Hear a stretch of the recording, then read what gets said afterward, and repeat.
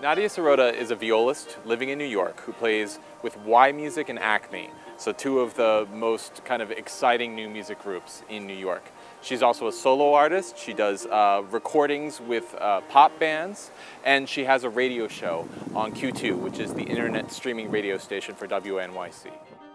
Well, there's many exciting things about getting the Meadows Prize and accepting that and coming here to work at SMU, but one of the more exciting sort of elements of that is the fact that I work with so many different composers and bands and ensembles and groups, and most of the time I am sort of identifying as one part of a whole. And it's really great to work with all these amazing musicians, but it's not that often that I get to kind of step back and think about how it is that I've put together a career in music via all of these different angles. Since I did graduate school 6 years ago, right? So I was in school that recently. It does feel very fresh to me, and the experience of being a student and what you're looking for as a student is very, very fresh to me. I'm not sure if it makes me insightful, but it definitely gives me insight into what is sort of a useful thing to have in a classroom setting or in a sort of, seminar or in a lesson or in a coaching. I actually really loved my time at Juilliard. I learned a ton from getting a completely sort of classical, old school conservatory education. I was there for 6 years, so I obviously loved it enough to get a master's degree as well. However, in thinking about sort of constructing some kind of educational program, what I've mainly focused on is what didn't I get in school that would have been helpful?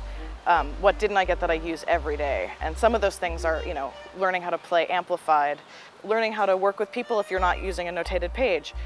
Speaking of notation, what are the things that I would like to see, how to interact with composers, and all this stuff which I kind of picked up, as I went along in my life in music, which I'm happy that I picked up, but I'd love to sort of help students coming up think about those things as integral parts of the experience of being a professional musician as well.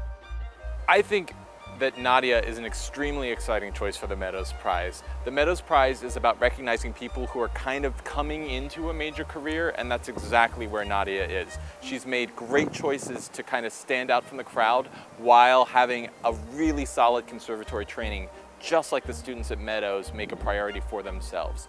It's like she's someone who's taken that training and taken it in a direction to take advantage of the opportunities she's been given. And I think that's exactly the example we want to show to our students here. I do have some concrete plans. Everything is kind of forming together in a loose ball of energy or whatever. But there will definitely be a lot of work with chamber music, a lot of work with the composers, a lot of work with new music. I'm hoping to bring my ensemble yMusic out here to work with some of the composers as well.